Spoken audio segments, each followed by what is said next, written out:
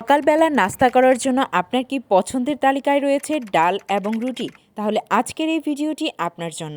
Hello everyone, কী অবস্থা সবার? সবাই কেমন আছেন? আই হোপ সবাই অনেক বেশি ভালো আছেন।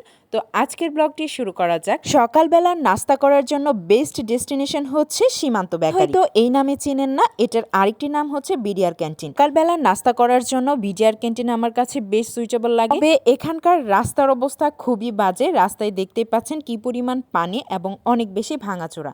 তো যাই হোক, চলে আসলাম সীমান্ত বেকারিতে। আজকে আমরা খাবো তুন্দুল রুটি, সাথে হচ্ছে এখানকার মজাদার ডাল সবজি মিক্সড করে যেই ডালটা তারা বানিয়ে দেয়, এটা খেতে বেশ মজা লাগে। জানি না কার কাছে কেমন লাগে, তবে আমার কাছে তাদের সকালের এই নাস্তাটা বেশ ভালো লাগে।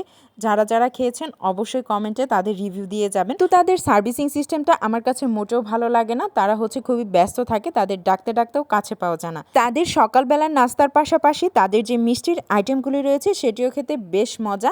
তো আমার কাছে ওভারঅল তাদের এই দুটি আইটেমই ভালো লাগে। আপনারা যারা এখনও তাদের এই সকালের নাস্তা এবং মিষ্টির আইটেমগুলি টেস্ট করে দেখেননি, অবশ্যই একবার টেস্ট করে দেখবেন, বেশ ভালো লাগবে।